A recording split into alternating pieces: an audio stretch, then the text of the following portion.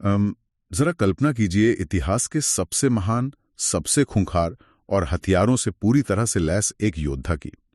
वो युद्ध के मैदान के बीचों बीच खड़ा है, लेकिन अचानक उसके हाथ कांपने लगते हैं। एक बहुत ही क्लासिक स्थिति है ये। हाँ, मतलब उसका अजेय धनुष उसके हाथों से फिसलकर जमीन पर गिर जाता है।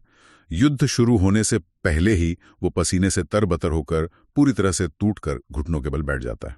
बिल्कुल। अगर हम इसे आधुनिक मनोविज्ञान की भाषा में कहें ना, तो अर्जुन को कुरुक्षेत्र के मैदान में एक भयानक पैनिक अटैक आ रहा था। एकदम सही शब्द है, पैनिक अटैक।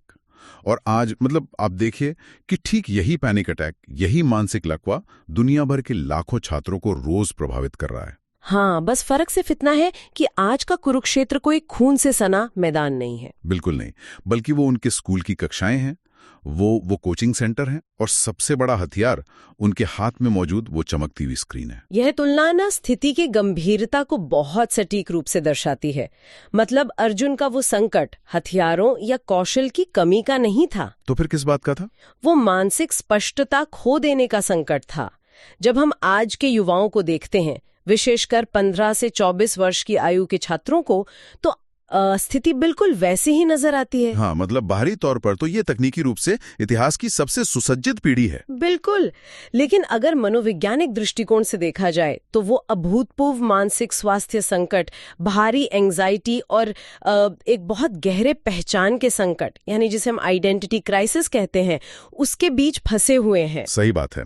और आज के इस गहन विश्लेषण में हम इसी विरोधाभास की तह तक जाने वाले हैं। आज हमारे पास जो स्रोत सामग्री है वो है स्वामी प्रणवानंद जी द्वारा लिखित बाल हित आधुनिक छात्र नेतृत्व के लिए प्राचीन ज्ञान और द हीरोइक स्टूडेंट के कुछ बेहद प्रभावशाली अंश। हाँ, और इन स्रोतों को खंगालने का हमारा मुख्य उद्देश्य या मिशन कह लीजिए, ये समझना है कि कैसे प्राचीन भारतीय ग्रंथ केवल पूजा पाठ की वस्तु नहीं है। बिल्कुल, बल्कि वो एक बेहद व्यावहारिक टूलकिट बन सकते हैं। एक ऐसा टूलकिट जो आज के छात्रों को शैक्षिक तनाव, फोमो, मतलब वो जो कुछ छूट जाने का डर होता है ना, फियर ऑफ मिसिंग आउट, हाँ वही, और इस भयंकर डिजिटल लत जैसी आधुनिक बीमारियों से बचा सकता है। तो चलिए इस पर थोड़ा विस्तार से बात करते हैं। ये टूलकिट इसलिए भी बहुत प्रासंगिक है क्योंकि हमारी आधुनिक शिक्षा प्रणाली ने एक बहुत ही गंभीर वैचारिक शून्यता पैदा कर दी है। वो कैसे? मतलब इस प्रणाली ने छात्रों को ये तो सिखा दिया कि कोडिंग कैसे करनी है, स्प्रेडशीट कैसे बनानी है, या इस तरह एक सफल करियर के जरिए पैसे कैसे कमाने हैं। हाँ, आजीविका कमाना तो सिखा दिया, लेकिन ये पूरी तरह से इस बात को नजरअंदाज कर बैठी कि जीवन को कैसे जिया जाए। मतलब जब जीवन में असफलताएं आए, जब उम्मीदें टूटे, तो खुद को मानसिक रूप से कैसे संभाला जाए, इसका कोई मैनुअल आधुनिक शिक्षा में नहीं दिया गया। यहाँ मुझे ना एक उपमा याद आ रही है जो आज के युवाओं की स्थिति पर बिल्कुल फिट बैठती है।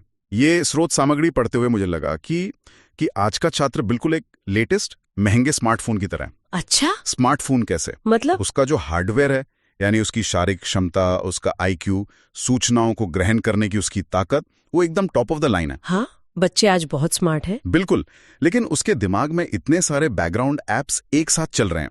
एक ऐप पीयर प्रेशर का है, दूसरा वो इंस्टाग्राम पर दूसरों की जिंदगी से अपनी तुलना करने का है, और तीसरा माता पिता की भारी भरकम उम्मीदों का ऐप है। एकदम सही कि उस बेचारे का जो ऑपरेटिंग सिस्टम है ना, वही बार बार क्रैश हो रहा है। उसकी पूरी बैटरी बैकग्राउंड के शोर में ड्रेन हो रही है। ये बहुत ही सटीक विश्लेषण है।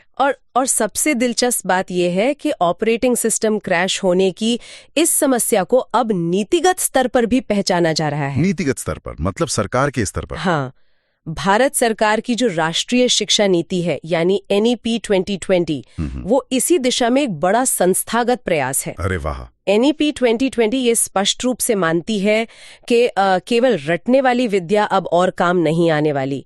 ये नीति एक ऐसी बहुमुखी शिक्षा पर जोर देती है जो चरित्र निर्माण करे, भावनात्मक बुद्धिमत्ता बढ़ाए, और शायद जो हमारी भारतीय ज्ञान प्रणाली है IKS, उसको आधुनिक विज्ञान के साथ जोड़े। बिल्कुल, लेकिन सवाल ये था कि इस नीति को कक्षा के स्तर पर लागू कैसे किया जाए।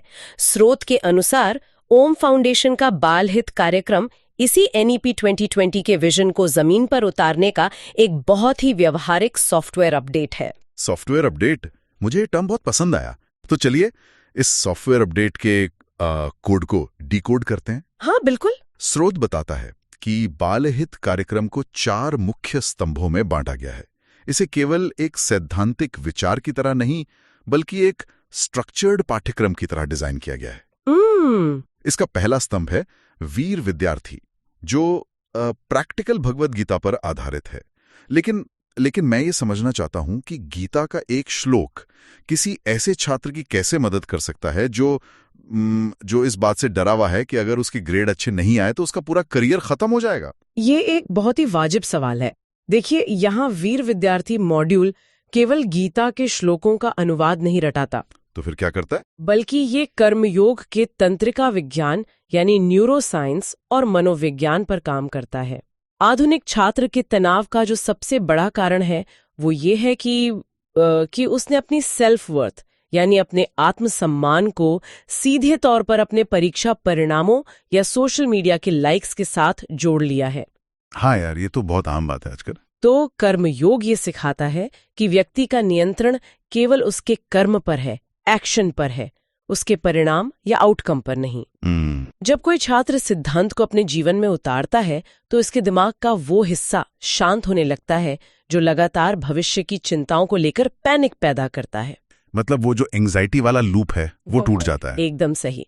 ये आलस्य और असफलता के डर को खत्म कर देता है, क्योंकि फोकस अब इस बात पर नहीं है कि नतीजा क्या होगा, बल्कि फोकस इस बात पर आ जाता है कि मैं अभी क्या बेहतर कर सकता हूँ। ये तो ऐसा हुआ जैसे किसी भारी बोझ को कंधों से उतार देना। बिल्कुल। इसके बाद जो दूसरा स्तंभ है अविचल विद्यार्थी, वो प्रैक्टिकल योग सूत्रों पर आधारित है। स्रोत में इसे एकाग्रता विकसित करने का टूल बताया गया है। लेकिन एक ऐसी दुनिया में जहां हर 30 सेकंड में फोन वाइब्रेट होता है और एक नया नोटिफिकेशन बजता है, ये योग सूत्र डोपामाइन लूप को कैसे तोड़ते हैं? डोपामाइन की ये लत आज के समय का सबसे बड़ा खतरा है। अविचल विद्यार्थी मॉड्यूल योग सूत्रों के माध्यम से दिमाग में एक प्रकार का फायरवॉल स्थापित करता है। फायरवॉल? हाँ, ये कोई जादुई उपाय नहीं है, बल्कि ध्यान और प्राणायाम की वो तकनीकें हैं जो मस्तिष्क के प्रीफ्रंटल कॉर्टेक्स को मजबूत करती हैं। अच्छा, जो हमारा लॉजिकल ब्रेन होता है? हाँ, दिमाग का वो हिस्सा जो आवेगों या इम्पल्स को नियंत्रित करता है। जब फोन की घंटी बजती है तो तुरंत उसे चेक करने की जो तलब उठती है ना, हाँ, जिसे रोकना बहुत मुश्किल होता है। बिल्कुल। योग सूत्र उस तलब और फोन उठाने के एक्शन के बीच एक पॉज यानी एक ठहराव पैदा करना सिखाते हैं। यही ठहराव मन की चंचलता को रोकता है और एक शार्प फोकस यानी गहरी एकाग्रता को जन्म देता है। इसका मतलब है कि हम अपनी प्रतिक्रियाओं पर फिर से नियंत्रण पा रहे हैं। ये फायरवॉल वाली उपमा मुझे बहुत अच्छी लगी। शुक्रिया। जब फोकस आ जाता है तब तीसरा चरण आता है जागृत विद्यार्थी, जो प्रैक्टिकल उपनिषदों पर आधारित है। स्रोत के अनुसार ये दृष्टिकोण का विस्तार करता है और अहंकार को नष्ट करता है। लेकिन यहाँ एक सवाल उठता है, आज का पूरा समाज तो मैं, मेरा और मुझे पर केंद्रित है। हाँ बिल्कुल। इस सेल्फी कल्चर और पर्सनल ब्रांडिंग के दौर में अहंकार को नष्ट करने की बात तो मतलब बिल्कुल उल्टी दिशा में जाने जैसी लगती है ना? ये उल्टी दिशा नहीं है, बल्कि ये सही परिप्रेक्ष्य खोजना है। जागृत विद्यार्थी का उद्देश्य छात्र को खुद से नफरत करना नहीं सिखाता। तो फिर बस जी ये समझाता है कि उसका अस्तित्व केवल उसकी व्यक्तिगत इच्छाओं तक सीमित नहीं है। उपनिषद ये बोध कराते हैं कि हर व्यक्ति एक बहुत बड़े ब्रह्मांडीय और सामाजिक ताने बाने का हिस्सा है। ओहो, मतलब एक बड़ी पिक्चर दिखाना। बिल्कुल। जब एक युवा ये समझ जाता है तो उसके भीतर का वो खोखला अहंकार खत्म हो जाता है जो हर छोटी आलोचना पर टूट जाया करता था। हाँ, क्योंकि अब वो अपने आप को दुनिया का केंद्र नहीं मान रहा है। सही कहा।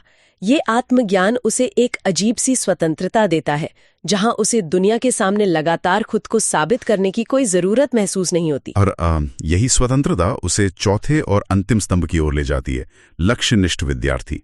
ये मॉड्यूल ब्रह्म सूत्र, भक्ति सूत्र जैसे विभिन्न सूत्रों के व्यावहारिक ढांचे पर आधारित है। अगर मैं स्रोत को सही से समझ पा रहा हूं तो ये चरण एक तरह का कंपास या दिशा सूचक यंत्र है। बिल्कुल, ये एक नैतिक और सामाजिक नियमावली प्रदान करता है।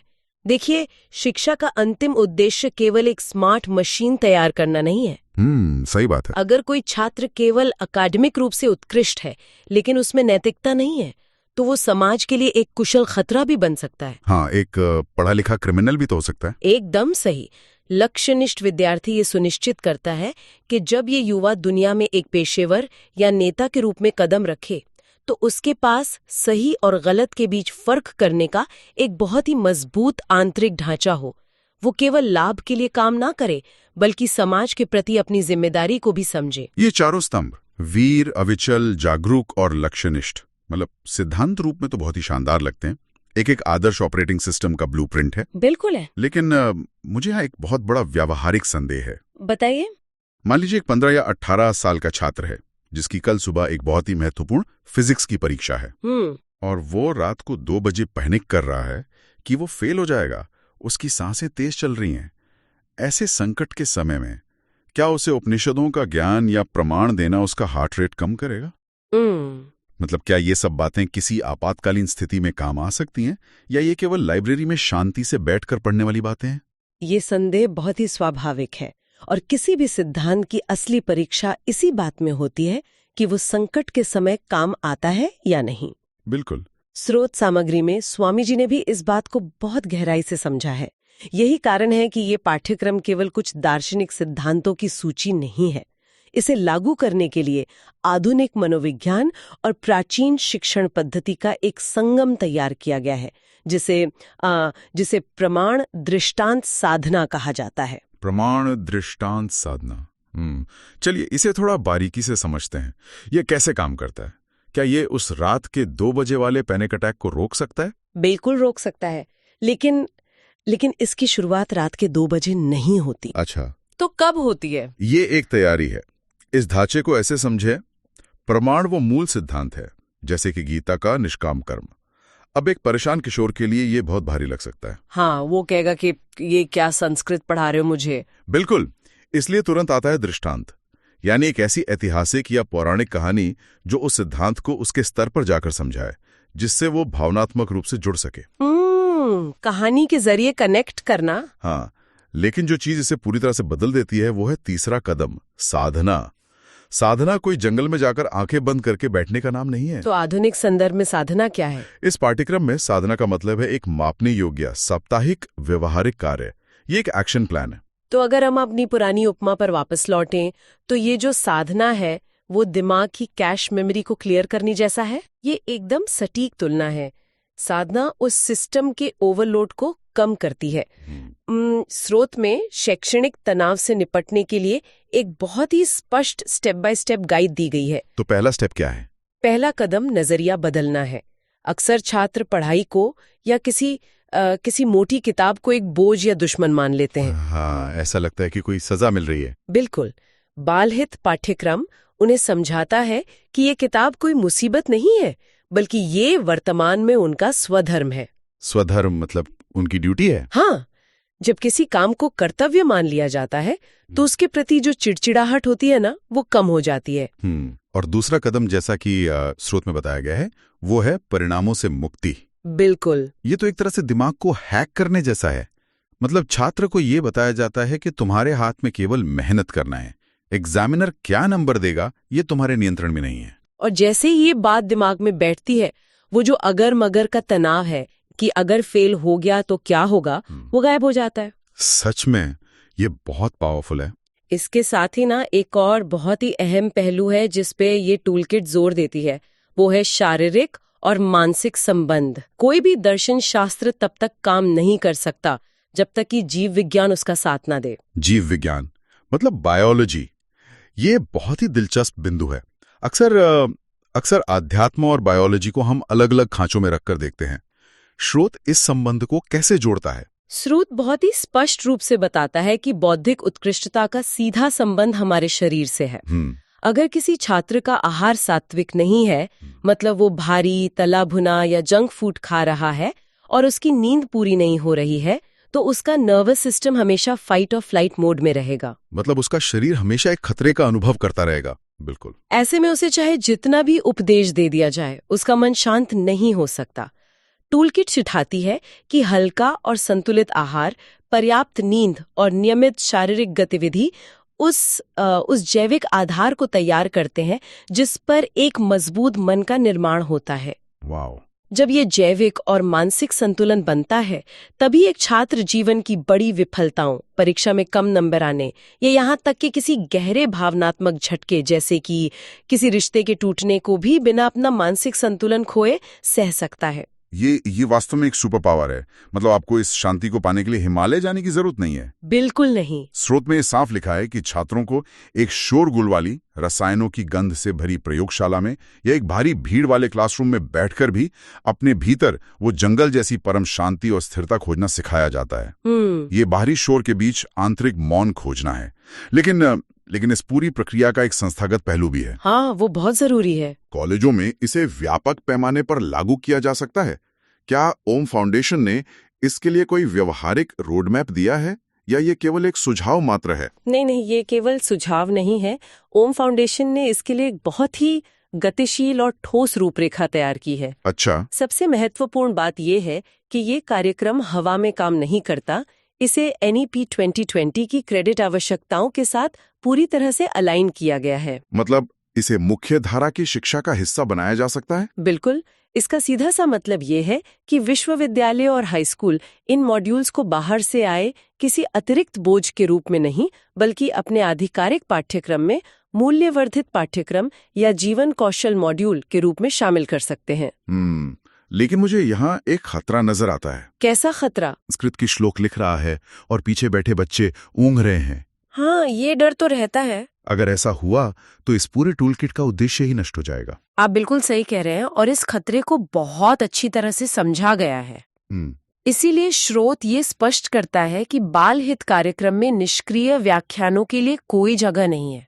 मतलब कोई बोरिंग लेक्चर नहीं होंगे।